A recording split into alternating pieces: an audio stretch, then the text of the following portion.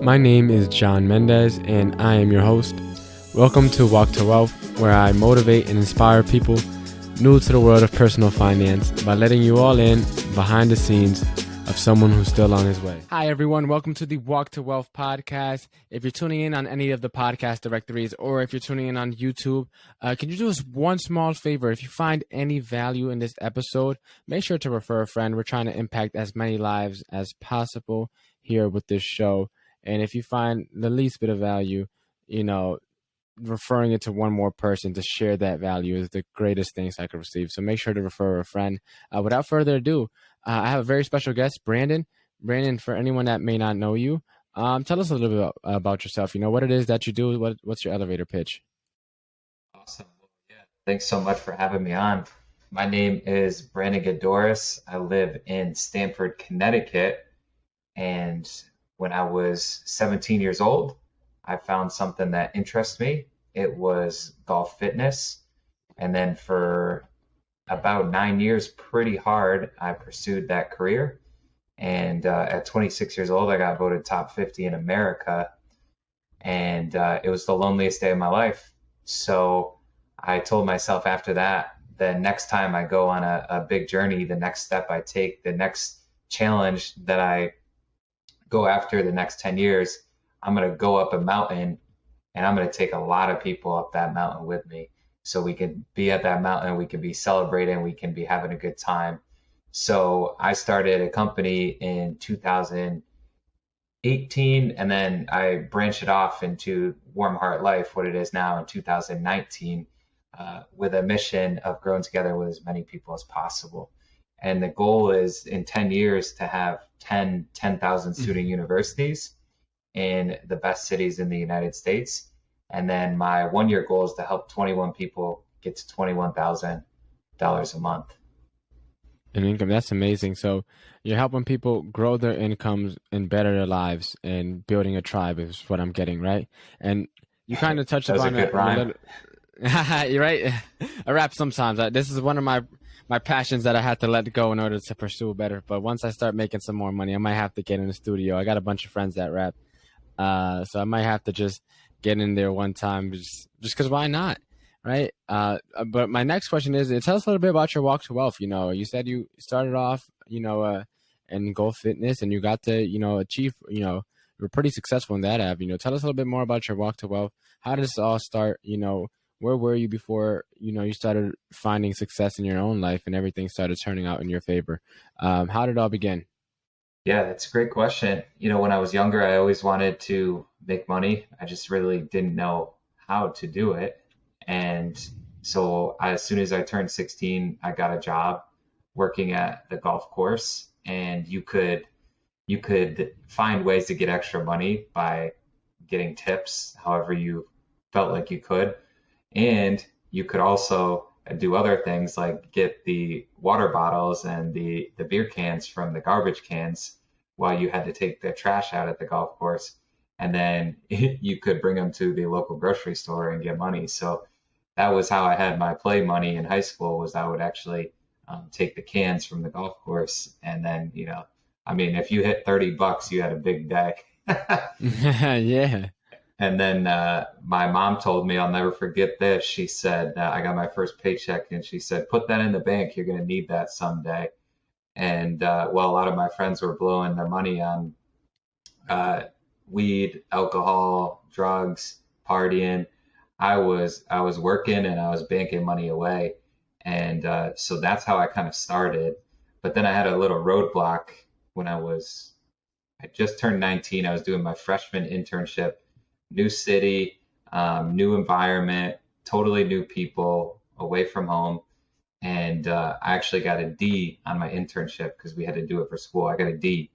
And I was used to getting good grades, and I was just so thrown off by how I got that grade. It was one of the best experiences I could have had in my life, because I realized I was put in a situation where I was expected to know what was needed to know without being taught it. And I think that's a big motivation and big inspiration behind what I do now. So I ended up talking to my boss after, and we're actually good friends today. the boss that I interned for that year, and I said, what could I have done better? And it was just a great conversation. And I said, man, whatever person takes a chance on me the next summer, because I would had to do internships every summer. I said, I'm going to be the hardest worker that they've ever seen. And the cool story is that summer I had an unexpected mentor at that job who taught me how to take care of people. He taught me how to communicate with people, and he taught me how to do the little things that could set you apart. In a big sea, it could set you apart from all those fish who are gathering together to make more money, to have better relationships, and to have more fun with life. So that unexpected mentor really changed my perspective on a lot of things. And I still try and talk to him once a year to this day. And that was probably 2013. So that was a big switch. And then I really started pursuing this golf fitness thing, this fitness side for golfers pretty hard. And what most people don't know is like my first year, 3 years doing that, I made about $3,000.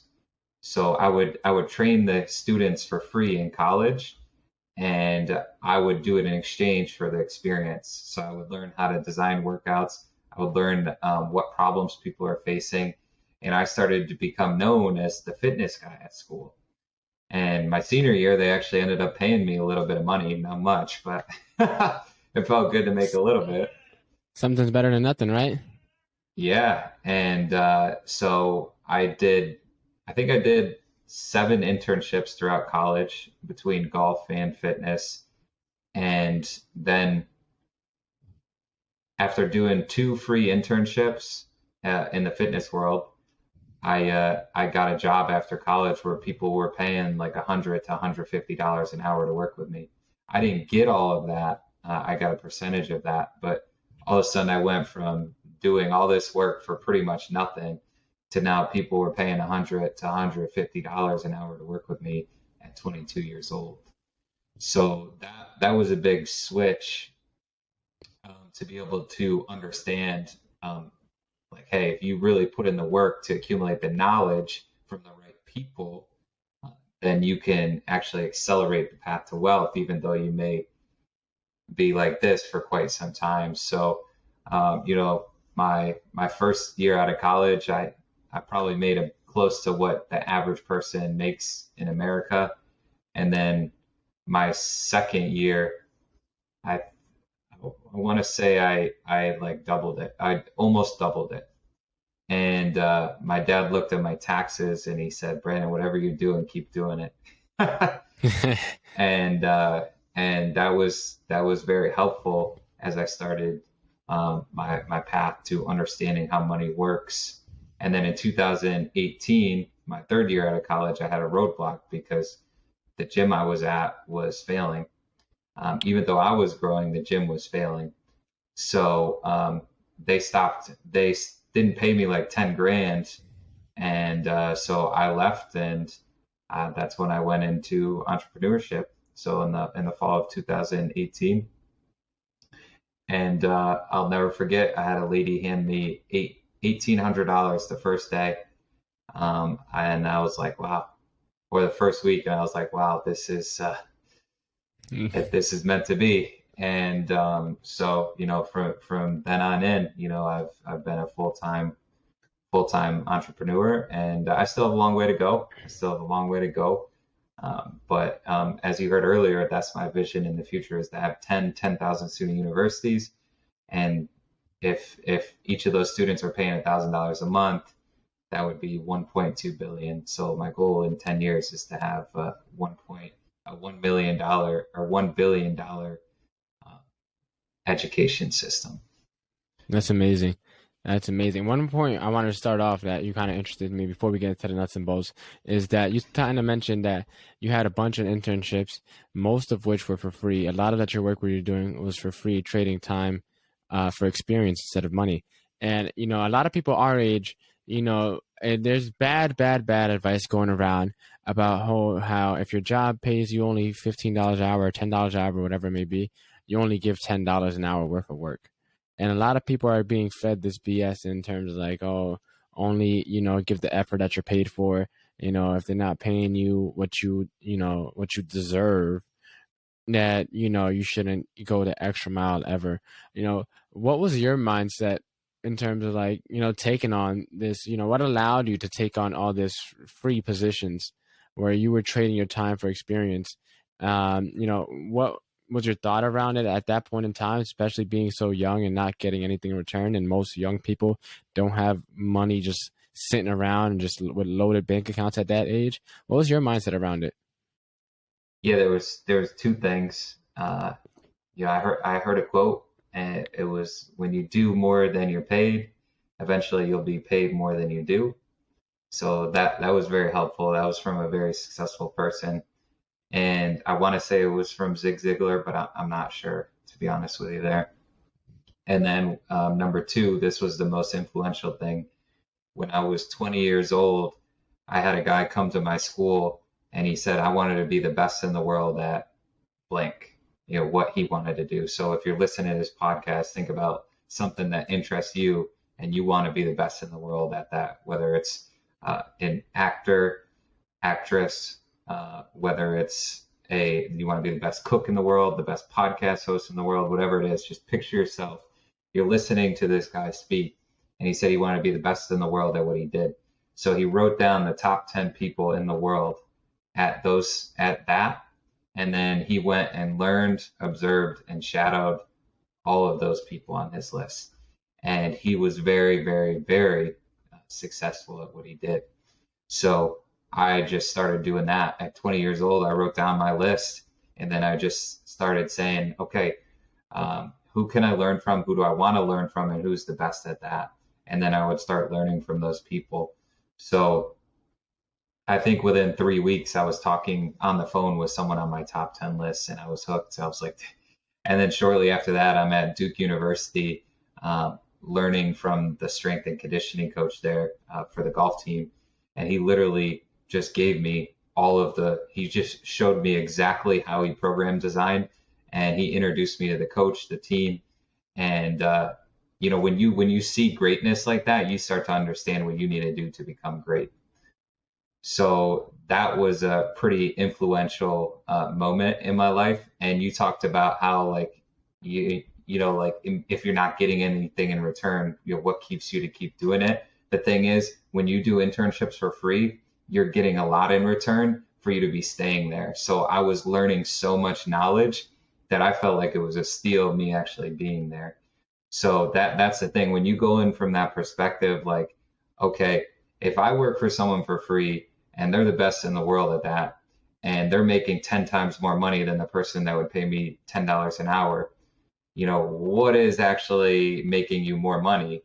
Maybe this one feels like it's making you more money, but this one is actually making you more money, because if you're making 10 times what your boss is making in 3 years, compared to making like, I don't know, whatever minimum wage is, like maybe you're making $300 to $600 a week or whatever it is, what's going to add up more over time. So I was getting a lot in return, and that's why I kept doing it. I actually felt like when I was getting paid, I was getting less value. Like I wouldn't, this is a bad, yeah, I'm not even going to give that analogy, but I felt like I was there to do something that needed to be done instead of a part of something special. Yeah. So That's amazing like framework to have at that age. And a lot of people, they don't see it like that, and they say, oh, but they don't realize that once they give you that paycheck, it's like, okay, we already gave you enough value, so they won't go the extra mile, as you said. And you won't be part of that something special. And a lot of people, me myself included, and several other people that I interviewed, also the same thing is find people successful in that area. And it's a recurring theme. If you listen to some of these podcast episodes, that it's a recurring theme. It's if you want to become successful in a certain area, just go reach out to the people who are successful. And Brandon, I know you've been able to, get a lot of the things that, that you want in life. It took a lot of hard work, perseverance, obviously, dedication, and sticking with it. But, what steps did you take to kind of manifest the life that you wanted? What steps did you take to go to that? That's a good question. So to manifest the life that I wanted, well, I really had this is what helped me out a lot. I asked my mentor, when the pandemic happened, um, I asked my mentor, I said, how do you, because I just found myself working all the time. Like I've always been pursuing better in myself in my personal life, but I've always been shifted towards work. That's just how my mind works. But I got to the point at the beginning of the pandemic where I really got the most time to think in a while. And I asked my mentor, I said, you know, how do you blend work and play? And he said, well, Brandon, that's a great question. The first thing you have to do is think how you want to live, and then you have to figure out how you want to pay for it. So I had known that I wanted a private jet, so that was the thing that I was thinking about the most, and I knew I was passionate about the education system. So eventually, I started coming in my mind that if I can figure out a way to have a massive education system, which, by the way, the education system, the cloud, like everything in general, it's $1 trillion Mm. business. So I was like, if I can figure out how to get a part of that, I'm going to be able to impact a lot of people, and I'm going to be able to fly to a lot of different places in the world and live in a lot of different places. So that was very influential. But when I looked back at it from when I was younger, because when we're talking walk to wealth, when I was younger, I looked back at it and I started doing that same thing. I was like, well, what do I want to do? I want to surf. So I would buy a surfboard, and then I would just like visualize like, okay, like riding the wave. You know what I mean? And so I think that was an important thing of like visualizing the life that you want. You see something you want, and then you just do it. And then you like, okay, this is what I want to do, or this is not what I want to do. I think the number one mistake I see people make who don't know what they want is they don't make it a focus to try different things to figure out if that is what they want. Instead, a lot of people, they stay at the same job, they complain at the same job, they stay with the same friends, they complain about the same friends. But in reality, it's like, well, if you just tried something new, if you tried meeting new people, you could see a different lens that you can't see in your normal everyday life. So what one thing that helped me visualizing the life that I wanted was actually seeing different things and seeing great. Like I told my parents after high school, I said, I just want to get away from this atmosphere. Like, yeah, I like everything that you did. I appreciate you, but like I need to see different things out there. I need to see a different state. I need to be around different people. I need to figure out things because this world is a big world and I haven't seen a lot of it. So I think one of the biggest things that helped me start visualizing things in my future was seeing different things that were out there and experimenting with those things. Yeah, definitely. That's I feel like and a lot of people go to college for, no reason at all besides they're told to by society. But like one of the biggest things that people can do to take advantage of college while they're there is there's so many different people from so many different walks of life, from so many, different places. And it's like there's things that one thing like before I left school to, pursue real estate and become entrepreneur myself is the if I were to have stayed in school, I would have studied abroad. Like I would have immersed myself somewhere, entirely different and just soak that in because it opens your eyes to a lot of things. It makes you more grateful sometimes. It makes you more aware. It makes you more wise. Like when I went to Dominican Republic, I went one time back in 2019, and pretty much the entire time I have family there because I'm Dominican. So I wasn't in a hotel. I was in the hotel for like 3 days, but like those 3 days in a hotel, I didn't enjoy. It was so much better when I was actually out in staying at my family's house and you scooping out water from this giant bucket to take showers because they didn't have running water. Like Mhm. that was where it was fun. That's where I got to experience. That's where I got to see the different, some different side of life, and it really helps you to, appreciate things more and it broaden your view of things as well. I think another thing too that it taught me as well is that um, we have so many opportunities here. so many opportunities.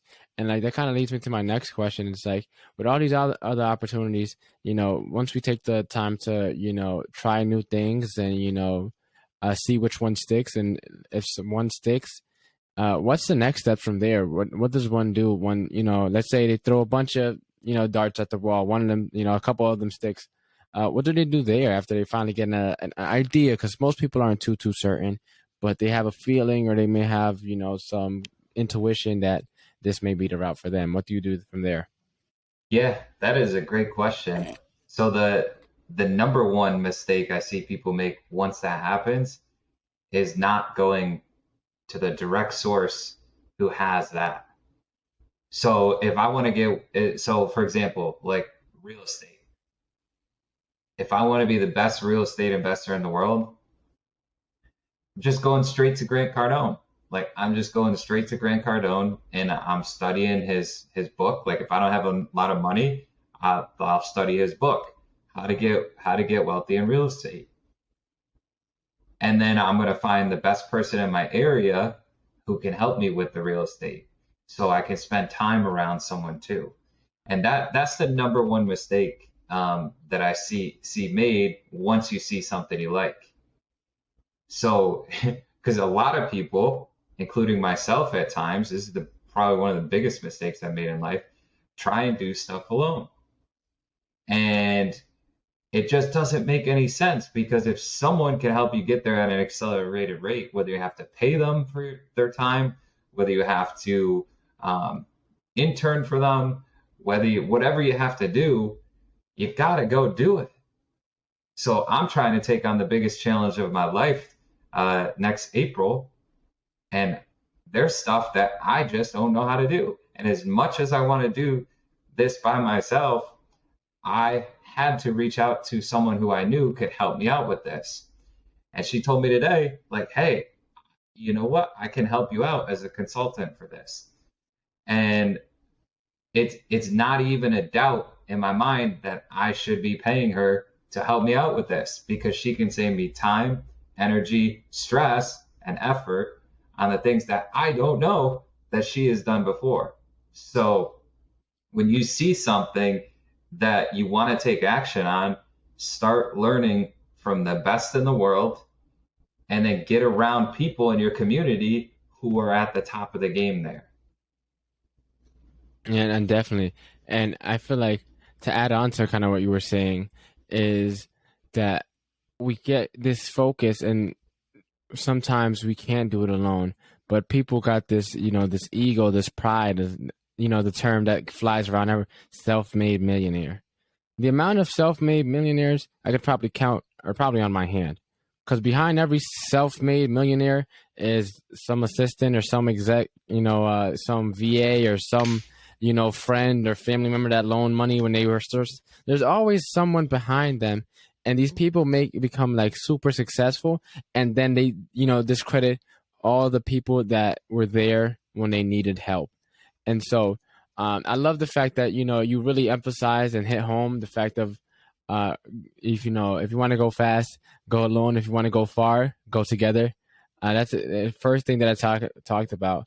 And I also loved how you gave the playbook to find these people. It's like literally just Google search them, find top 10 real estate investors, top 10 speakers, top 10 podcasts, as you said, and then reach out to them. And you already said, most of these people that are successful, as you know, really just genuinely want to help. And so, all right, now we're, that's 2 steps that we're on now. What's the third step, right? We kind of, we got something that's stuck on the wall. We're, narrowing in, we're finding, the successful people. From there, where do we kind of go after that? Yeah, so that's a great question. So after you figure out what you want and you start learning from these successful people, you have to break down whatever action needs to be taken into daily and weekly action. So what really helped me, if you're just looking for a simple thing to get started, is every day. Right? And I learned this, just some credibility behind this. I learned this 4.5 years ago from a guy who was in his 30s, who his company was worth, I think, 300 million. So just some credibility behind this. And so I heard him talk about success in business, and he said people try and sell you all these different products, people try and tell you all these different things, but really, success in business, success in life is as simple as this one simple thing. Every day, I write down 5 things that need to be done that likely would not get done if I didn't put them on my list. And I call these things critical tasks. They're things that challenge you that if you do, they will lead you to a better tomorrow.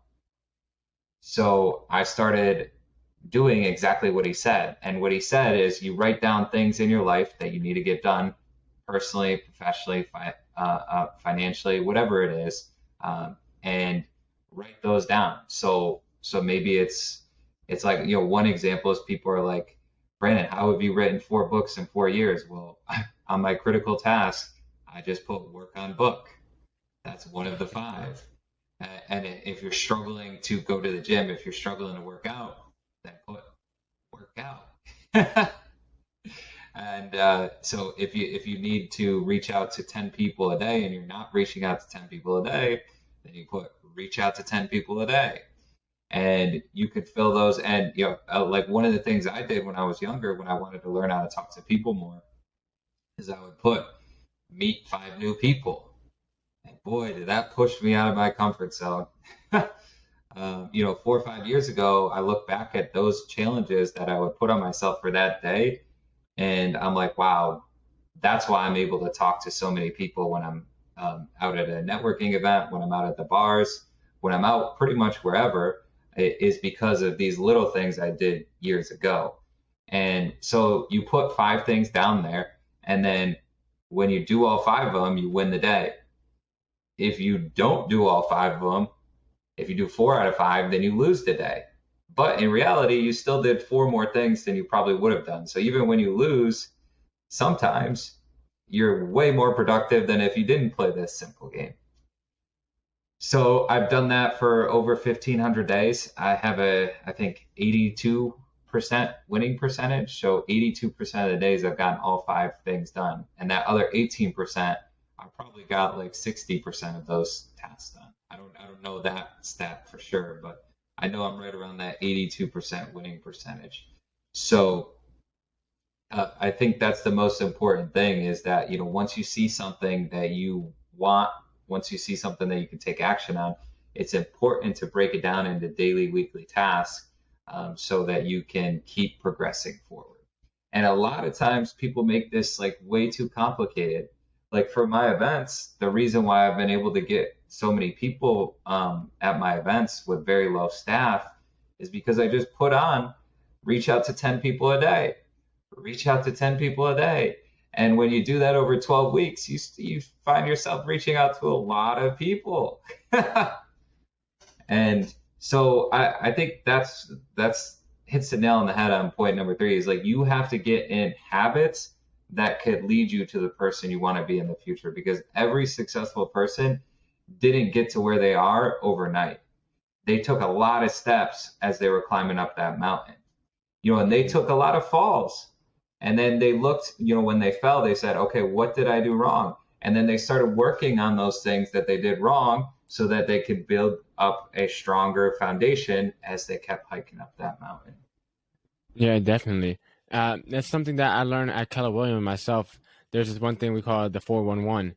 And I haven't been using it as much as I should, but it pretty much it breaks it down to it's a 4-week year, so it goes by quarter. They play out, each, or is it 4 week or 4 month?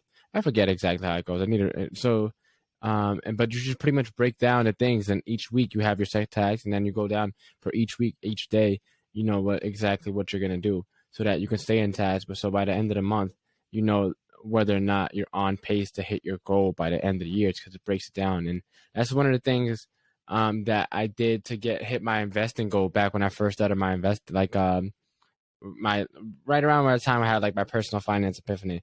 I had a set number that I wanted to hit, and I just kind of reverse engineered the numbers I wanted to get to, and broke it down into per month how much I need to invest per week, and then I didn't go as much as per day because I didn't get paid daily. I got paid every weekly, so I just went as far down as weekly.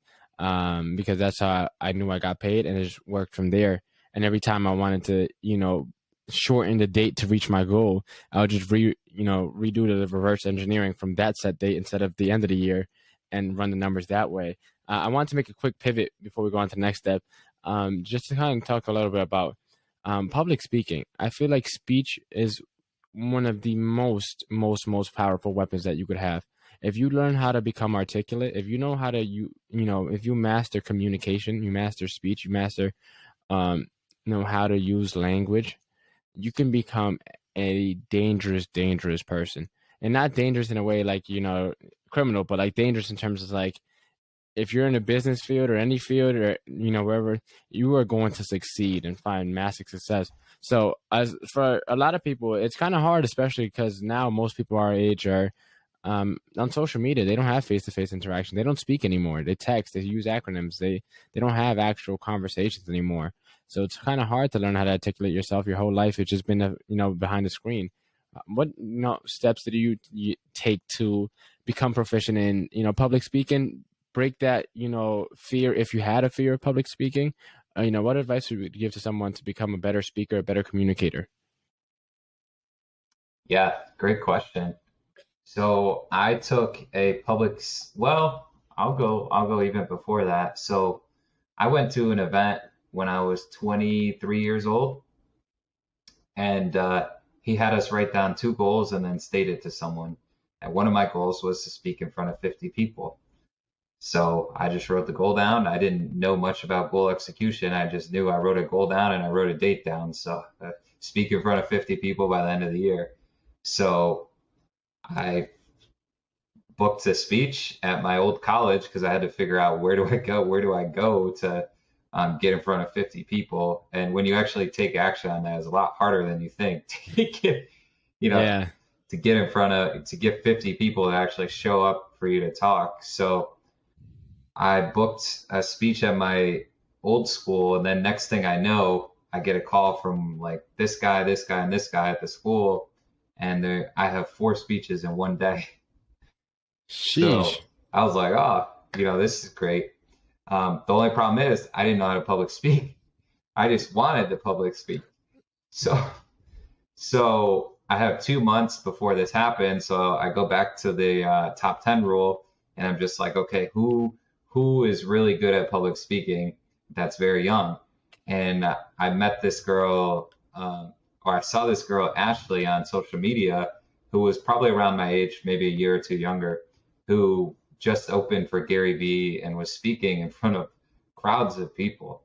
And I saw that she was only 45 minutes from me. So I reached out to her. I was like, hey, like, I have these speeches. Can I like buy you lunch, or can you help me out? I don't remember what I said, but I reached out and asked for help.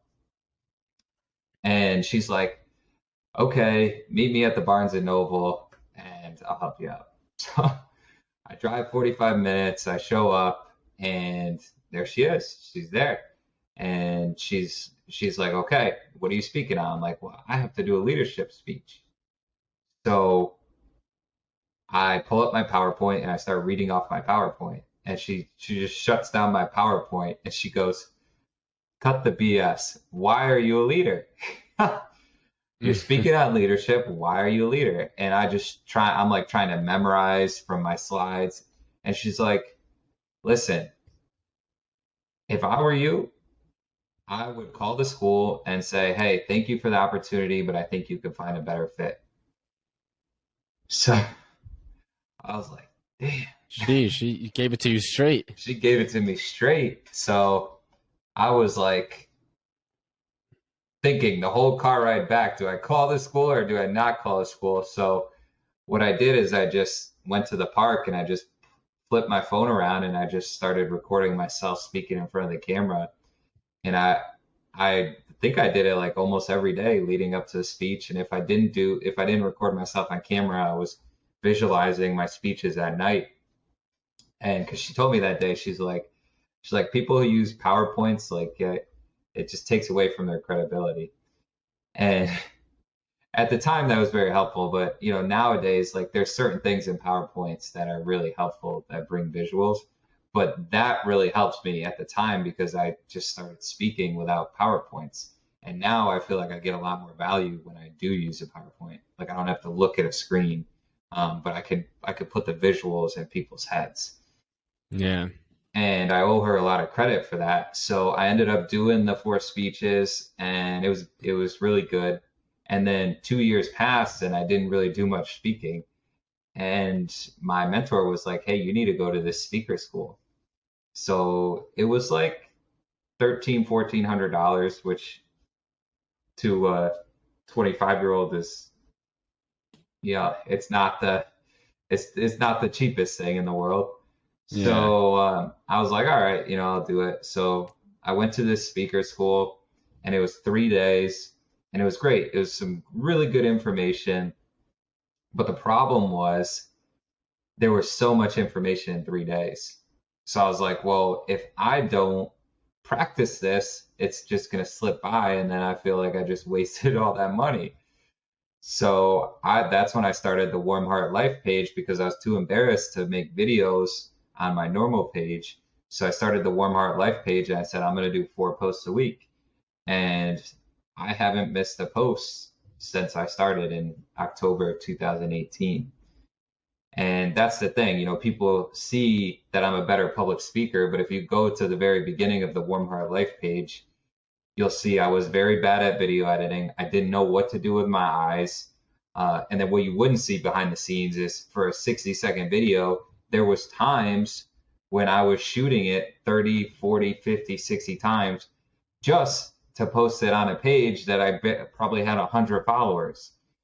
And I think that's what a lot of people don't see when they see someone who has grown a lot, when they see someone who's having success, is the work that's put on behind the scenes. And to be a better public speaker, one of the best ways to do that is to start speaking in front of your phone, because then you're going to get to see what your eyes are doing. You're going to get to see what your body is doing. You're going to get to see if you need more excitement, if you need to calm it down more. You're going to get to see what this looks like versus that. You're going to get to see all those different things. Like the eyes, when I hired a speaking coach, I think in 2019, we worked a lot on my eyes. Like that was one thing that I was really bad at. Like my eyes were like down, and like it just wasn't very engaging to the camera. So that's the thing, if you want to get started with public speaking, one, start speaking in front of a camera. Whether you post it or not, that's up to you. I would post it because then you could actually see your growth over a period of time. And then two, get in front of people. Like you talked about it earlier, with the college analogy, where there's people, there's opportunities. If you want to become a better speaker, if you want to have better one-on-one conversations, better group conversations, then go to places where there are people and start talking to them. Like, the place that you have your side job at, I purposely go to that bar to talk to people because that is one of the best settings that I've seen to network with people. And that's why when I saw you there, I said, yeah, that's one of the best part-time jobs you can have because you're around people all the time there. And that's the thing, if you can start getting in front of people where something has to come out of your mouth, you're due to start understanding how to engage people a little bit more, how to become a better public speaker, how to get out of your comfort zone a little bit more. And so those are the two things I would recommend if you're starting out in public speaking. And then, take a speaker school course. Like I probably teach the cheapest speaker school course that you'll ever find. That's in my mind just as good as all the other ones because we do it over 5 weeks. Mm-hmm. So we do it for 1 hour at night over 5 weeks, so you can practice the material throughout the week and then come back prepared, practice it, learn new stuff, practice that, and that's how you start to get in better habits and becoming a better speaker. So those are the things. Practice in front of the camera, get around people, and take a speaker school course. Whatever, it doesn't have to be mine, but whatever course you find, take it. And learn and practice, and you'll get better and better. Yeah, definitely. I think one of the another thing that I heard, another tip for learning how to speak is recording yourself using your phone, and then watch the video on mute and just watch your mannerisms. Watch how your body moves. You know, if you smile, what are your eyes doing, how you maneuver, and kind of critique in a way the things you don't like, the things you do like, and then put the phone face upside down and play the video, but then unmute it this time. So now you can hear the audio, but you can't actually see what you're doing. And looking for audio cues. And that way you hear, you know, the different tones in your voice, the different pitches when you're talking up a little bit more and when you're talking a little more low. And you get a feeling as to, you know, how do you like when you sound and do more of that. And then you get a feeling as to how do you like when you look. And then you do more of that. And then as you start, you know, combining how you look in the parts that you like, and this is not like a oh I like how I look type of thing, or you know, it's like you know, when you're speaking, and then combine that, mesh that with how do you like when you sound, and then you start to find your voice, find your style for speaking, and from there you could become, you know, a lot more effective as a public speaker. That's one of the routes that I kind of want to pursue, and kind of using this podcast to and just better my speaking, talk to more people. Working at a restaurant is my side gig that you mentioned, and from there you get to see a lot of different personalities.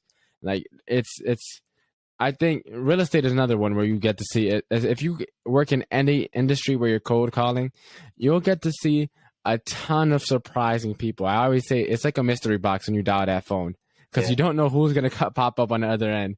But you still got to get the same messages across.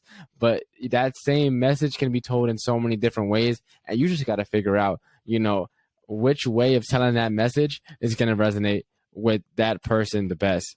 And so I want to take that little quick pivot because public speaking is something I believe is extremely important. And, you know, the saying, you know, closed mouth don't get fed. Well, if you can't speak, doesn't even matter if you can open your mouth, because you're still not going to get fed, right? yeah, You can't speak well. You're never going to ask. I agree. I like that. Yeah, wise beyond your years. I try my best. And so, so far we kind of covered, you know, getting to know what you want, you know, clarity and focus, breaking it down.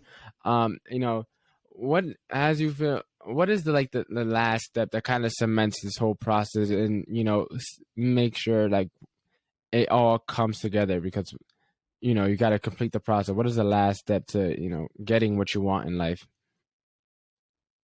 Yeah, so this is a important one.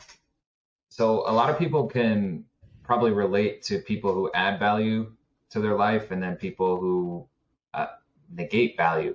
You just don't feel better when you're around them. You're not learning, you're not growing, and quite frankly, you're just not having fun. But then you could think of those people like you can't wait to see. You always feel like you're more uplifted when you're around them. You feel like they want to see you grow, they want to grow with you. And that's the biggest thing is I call those plus ones. You know, one plus one equals two, but one minus one equals zero. And one minus one equals minus one.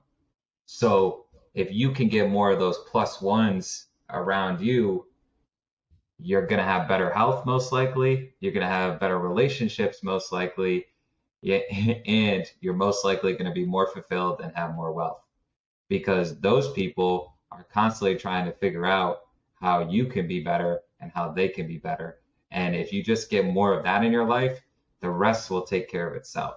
But the thing is, everyone can relate to those minus ones in their life. And you're always going to have them in your life. That's why the key is not to get rid of them. The key is to get more plus ones because if you have so many plus ones around you, the negative ones are just going to go in and then they're going to deflect right back out because they can't handle the positivity. They can't handle the growth. Instead of being curious, they're jealous and they can't handle that. So if you get around more plus ones, it will lead to an abundance of opportunity in your life. And the thing is, like, you should be going to personal development events. You should be going to places where people are making you smile and laugh. And you should be going around environments like gyms where people are staying healthy with their lifestyle. Yeah, to add on to that, I feel like personally, going to the gym is one of the best places you can go because for anyone that actually workouts, you all know getting to the gym is not fun for the most part. Yeah, you're in your zone for the most part, but lifting weights hurt. It hurts a lot, especially when you're lifting heavy weights. It's not like, you lift the weight and you feel good. You feel good because you know the results that comes after and you know what hard work feels like. That's why you think you feel good. In all reality, your body is aching, Yeah. but without the let's say if you worked out every day and your health didn't improve and nor did your physique nor did your mindset, you didn't get any benefits, and you were to just work out, you would probably hate it because you're just lifting weights that are heavy and your body's going through stress and your muscle fibers are literally tearing apart, but the benefit of that. And so when you go to a gym, at the very least, you could assume that everyone is trying to make better in their life. That's the very least, because no one wastes gas for no reason. And even if they drove, like they were walking distance away, no one's gonna walk to the gym just to sit there, right? Unless they have some intention of potentially either working out now or working out in the future. And so the gyms are one of the places that speak conventions, summits, conferences, wherever you can go. At the very least, you could assume that the people there are willing to do some action, however purposeful they may be, but at least they're willing to do something to try to improve their self in their situation. And I also wanted to touch a little bit upon the plus one thing. I feel like you should never apologize to anyone that takes you out of your positivity state or your peace or disturbs your vibration that you're vibing at. If someone's not at that place or that level that you're vibrating on, they may have something. And it might not just be them. They might have something going on at that point in time. But don't be apologetic about leaving. You might not have to leave them permanently, but like if they're not at the zone that you're in right now, don't be apologetic about it. Don't say I'm sorry, I have to go. Don't be sorry. You're in your zone. You're at a high energy. You're feeling positive. You're feeling good. Don't let anyone make you feel guilty, make you feel otherwise for you being in a good zone and you not wanting to disturb that. Don't let anyone allow you. And I feel like we live in a world where there's a lot of negativity, and it's a way of life. It's a part of life. You can't escape it. But for what you can control, try to control your environment as much as you can. If you don't have to be in a negative environment, do yourself a favor and just get out of there. No matter how many plus ones you have, it doesn't matter if you have one plus one or you have, you're 50 deep and you have 50 plus ones. Each minus one that you have is just gonna tear you down. It might not be a lot, but that's how it starts. Is just one minus one, and then it's two minus ones, and then it multiplies, and then you're just in a minus zone where every step you take is just minus because there's so many things around you. So find yourself with plus ones, and if you can avoid it, avoid the negativity, avoid the anything bad in your life because it's not worth it. It's not worth it. And why bring yourself down just because you have so much? Just like, hey, I'm gonna go spend 100,000 in a lot of in a casino just because I have money. It's like you keep doing that, after a while, you're gonna lose all your money, Yeah. right? You're just blowing your positivity away. You're blowing your money away. So do the best that you can to not be surrounded by minus ones, or if someone's not in the zone. Some people might be a plus one day or most of the time, and they may just be going through something. But it's like, if that's gonna disturb your peace, I'm not saying don't be there for your friends and your family and your loved ones. I'm saying just be very very cautious, very careful when there's negativity around, because that'll creep up on you, and you know before you know it, you're gonna find yourself as that minus one, as you were saying. Um, and So, Brandon, I know we talked about a lot of topics here today. We kind of took a pivot in the middle. I know you have Warm Heart Life. Where can everyone find you? You talk about a lot of great stuff. You talk about public speaking. You got your speaking school. Where can everyone find you? Where can everyone connect with you if they wanted to, get more information on how to achieve the things that they want in life, and want to learn more about, what you do at Warm Heart Life? Yeah, so the Instagram is at Warm Heart Life, and then my personal one is at Brandon Gaydorus. So it's BrandonGaydorus. And though that's probably the best way to message me or contact me. I'm, I have YouTube, I have LinkedIn, I have Facebook, all that. But, through Instagram, it's just a lot easier for me to message someone and connect with someone. My cell phone number is 607-348-6136. You can call me or text me at any time. And then I have in-person speaker school that starts September 14th. And then I have virtual speaker school that starts October 19th. So you could just DM me if you're interested in doing that. And that's probably one of the best ways to stay in touch. And then I'm always doing stuff around the community, so definitely stay connected to Instagram for sure. Yeah, that's amazing. And so to start wrapping things up with the final four question that we ask every single guest before they leave the show after dropping all these bombs. We're gonna ask you a little bit of some thought-provoking questions to really get some good stuff out of you. And so first one is, what is the most impactful lesson that you learned in life?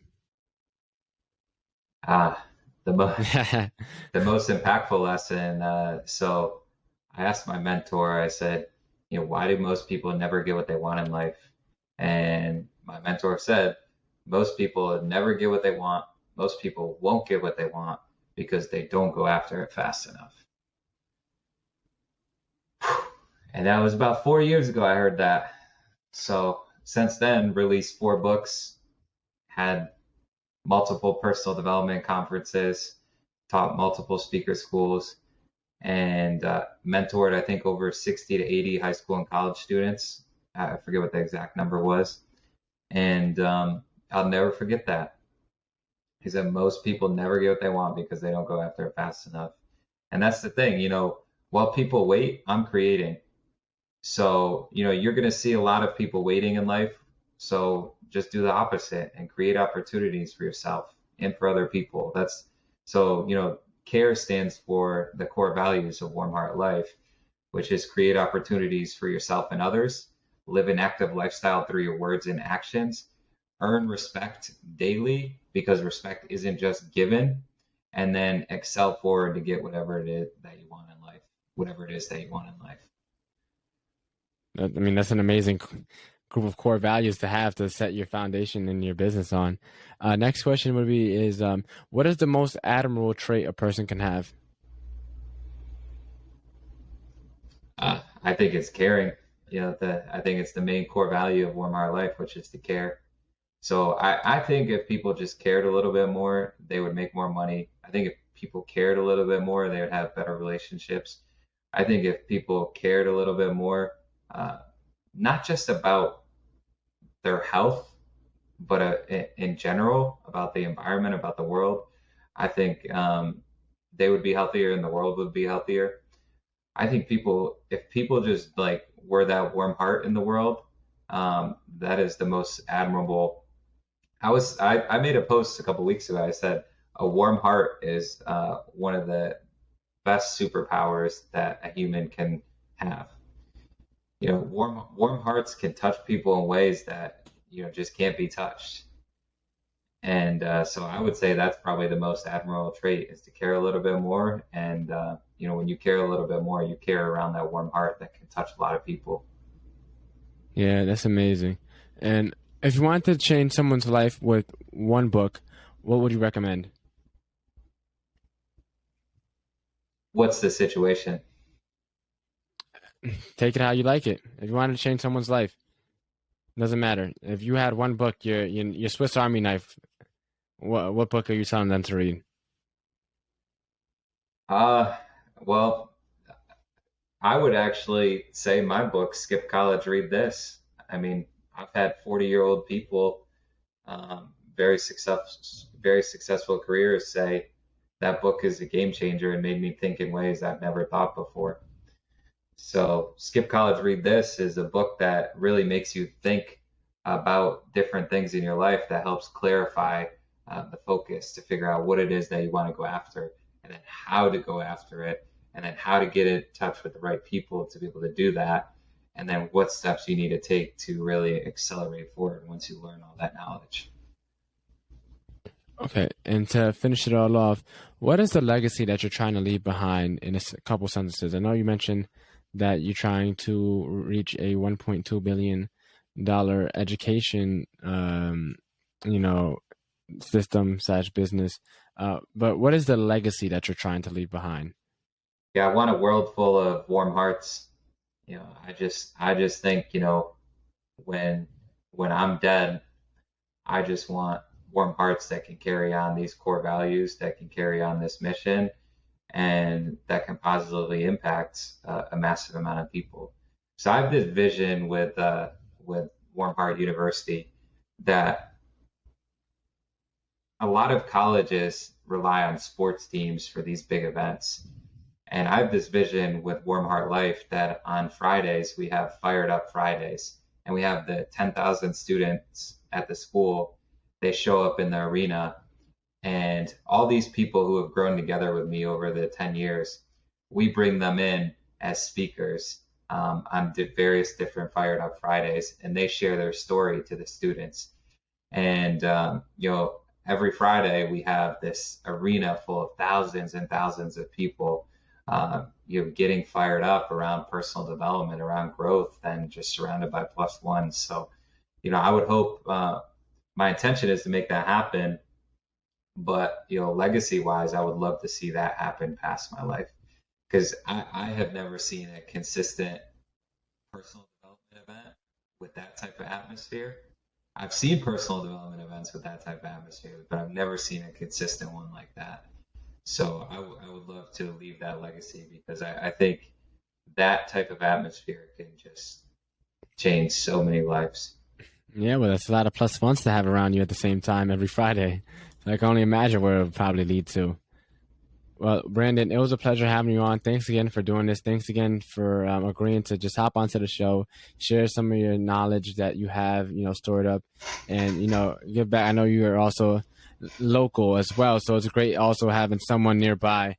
Just hop onto the show, have a genuine, raw conversation, and, just give back, and just tap into, the hearts of my listeners, and hopefully as well the minds as well.